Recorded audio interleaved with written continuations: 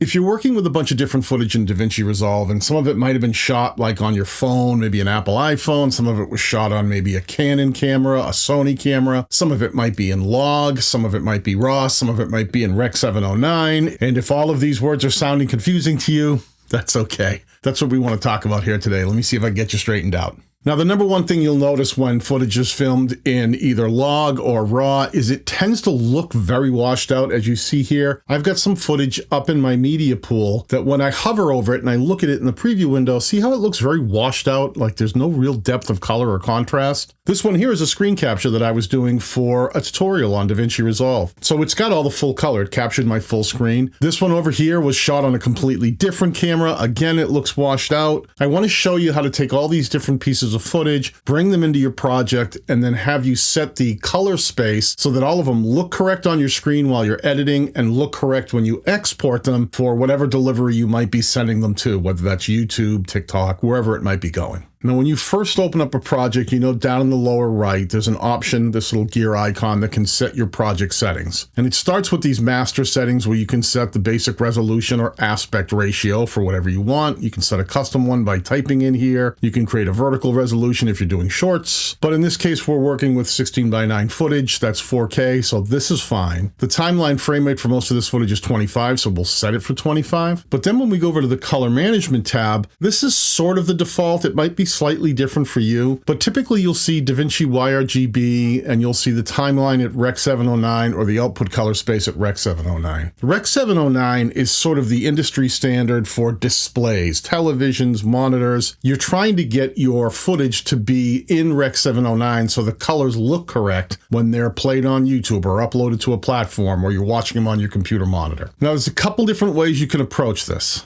The simplest of the two ways would be to click right here and change this from DaVinci YRGB to DaVinci YRGB Color Managed. Make sure you have the automatic color management box ticked. The color processing mode for now, some of it might be HDR, some of it might be SDR, but SDR is a good place to start. That tends to be most footage. Though if you are using like higher end iPhones, they can film in HDR. Some cameras do as well, but let's leave it there to begin with. And then the output color space is our good old Rec 709. Let's click save, and it's going to change the project frame rate for me. And then when I look at my footage here, you'll see that nothing really seemed to change. Didn't get any better. Well, we've told DaVinci Resolve to automatically handle the color management, making sure it takes whatever the footage was, S-Log, V-Log, Apple ProRes, RAW, and turn them into Rec 709 so that they display properly. But right now, Resolve doesn't know what camera or color space or color science this footage was filmed in. So what we want to do is right-click on the footage and scroll down to Input Color Space. Now, this Input Color Space option only will appear if you've got your project set, let me open that back up, to DaVinci YRGB Color Managed. If you have the default settings, which is right here, let me just go with this. I'm going to reset it. And then I right click on a piece of footage. You see there is no input color space. So you have to make sure that you have the setup done in your project settings right here, DaVinci YRGB Color Managed, that automatic color management box ticked, and save. That's when you'll see these input color spaces. And it gives you the options to tell Resolve what camera did this come from and how was it filmed. Now, I know this woman's hand that's moving across the rock. I know where this footage came from, and I know that it was filmed in V-Log. So I can right click on this, I can go down to input color space, and V-Log is actually a Panasonic log. So if I go down to Panasonic and look at Panasonic V-Gamut V-Log and click on that, suddenly this footage looks a lot better. See it in the preview window? It has a lot of sunshine on it, so it does look a little bit washed out. But if I brought this down into my project, if I were to go back up and change the input color space back to the project settings, you can see how washed out it really is because it's still in log, Panasonic V-Log. But when I go back into input color space and I go down to the Panasonic option, click V-Log, suddenly the software is starting to understand how it was filmed and it's able to convert it back to that Rec 709. Now, if I brought down this other footage into the timeline right here, you can see DaVinci Resolve doesn't understand what it was shot from. So we have to do the same thing up in the media pool. Right-click on it, come down to Input Color Space, and this was actually filmed on a Sony camera, so it's S-Log. So I'm going to go down to Sony S-Gamut 3.Cine S-Log 3, and you can immediately see that footage gets much better. Suddenly it starts looking like it has color back in it. This one here, the screen recorder right now, if I go down to input color space, it's going to say Project Rec 709 by default right down here. You can keep it right there. That's actually what it was captured in, Rec 709. If I brought that down into my timeline, that would look like a proper screen capture of DaVinci Resolve. So now all these different pieces of footage are starting to look like they have somewhat normal color, and I could go and color grade them the way I want inside of the project. There is another way to do this. Let's say you had just started a project, brought in your footage, and dragged it down into your timeline. The minute you do that, you've kind of locked in the project settings, because the minute you create a timeline, it's got its own color management. Now, if I right-click on my timeline, go to Timelines and Timeline Settings, you'll see it says down here, Use Project Settings. So if I did change the project settings, this timeline would change along with it. But if you're ever in a situation where changing the project settings doesn't seem to do what you need it to do, untick the box for Use Project Settings, go over to Color, and you could also change it here. DaVinci YRGB Color Managed, Automatic Color Management is ticked, SDR, Rec 709, good to go, hit OK. Boom, all of a sudden our footage looks just the way it should,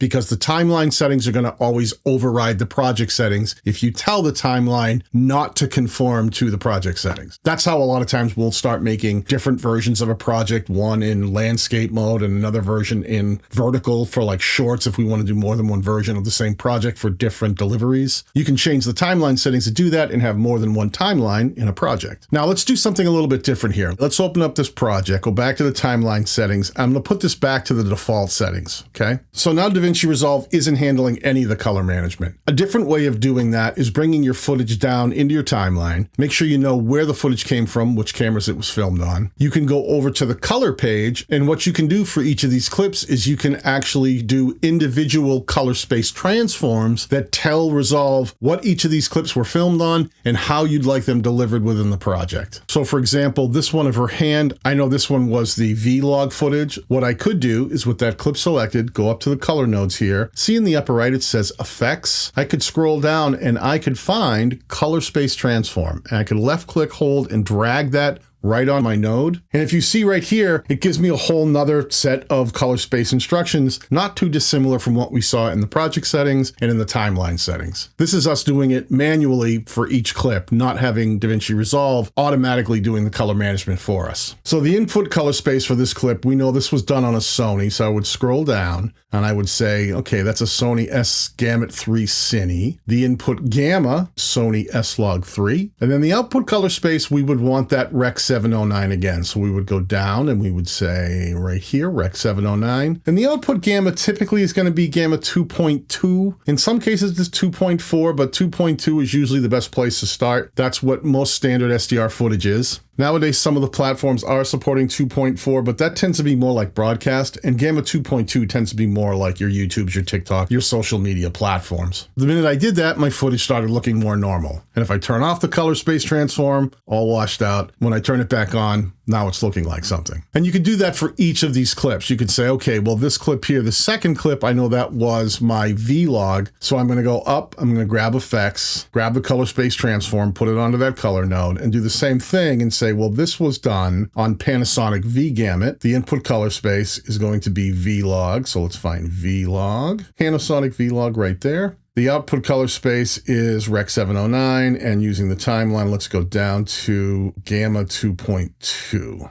Now, all of this footage I'm using in this project, I actually got from today's sponsor, Storyblocks. Storyblocks is an online asset house where you can get things like high quality video assets or images, music, sound effects, templates that you can use right inside of DaVinci Resolve, overlays, and more. Now, I've been using Storyblocks long before they were ever a sponsor. I've been paying for them for years because I find what they provide very valuable for video editors like me. I like them because they have one predictable price that allows you to download as many things from their website as you need for your projects. There are no limits whatsoever. And all of the things that Storyblocks offers are made by real creators. It's not that AI generated stuff that seems to be taking over the planet. If you want to start telling better stories using the same tools that I use, head over to storyblocks.com/Daniel Batal. Storyblocks is also offering a limited time discount available through this link. Now, back in this project, there's another thing that you can do that we've talked about with our pal Darren Mofson when he was on the channel live. Darren's a professional colorist post, and he does this all the time professionally. So he lives on the color page, and he's given us some great advice. I could get rid of this color space transform, and I could do something a little bit different. I could take this node, I could right click on it, and I could add a node, a serial node,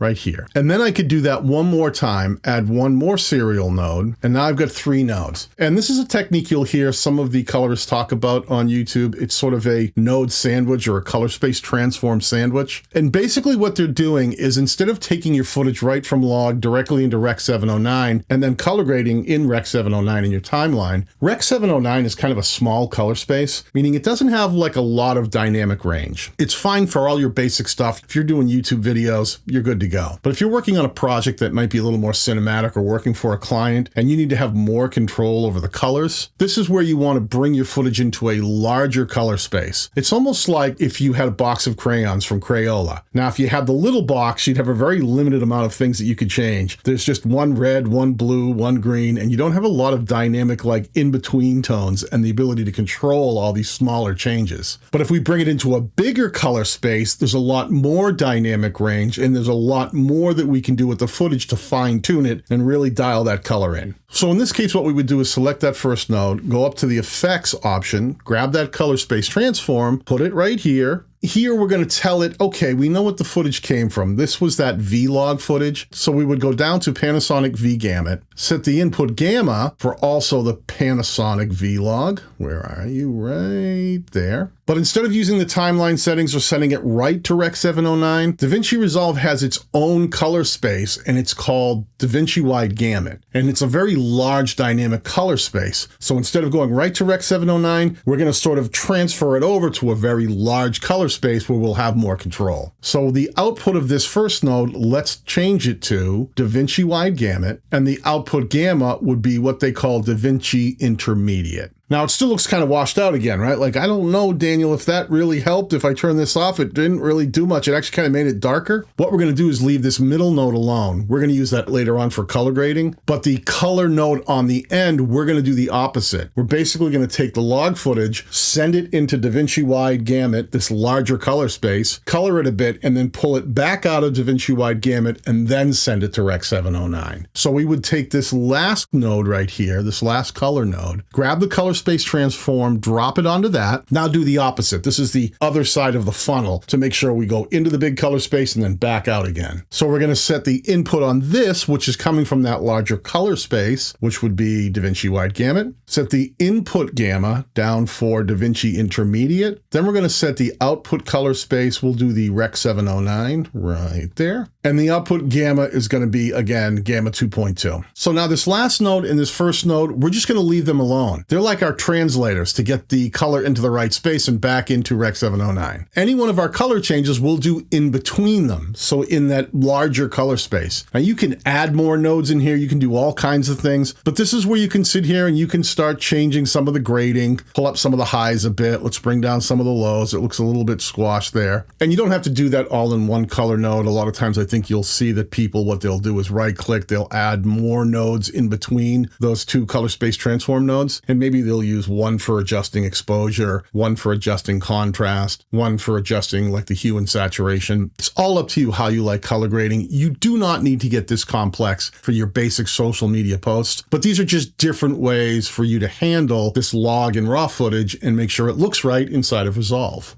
That's really the long and short of it. Make sure Resolve knows whether it's handling the color management for you or if you're going to be handling it yourself, one clip at a time. But regardless of whichever method you choose, you still have to let Resolve know where that footage was filmed from so it can understand it, and then send it out to the proper color space so it looks good when you export it. If you have any questions about this, feel free to hit me in the comments down below, and I'll do my best to answer each and every single one. And if you want to learn more about how to edit and color grade with DaVinci Resolve, click on the video I have on screen now or the ones that I'll link down below.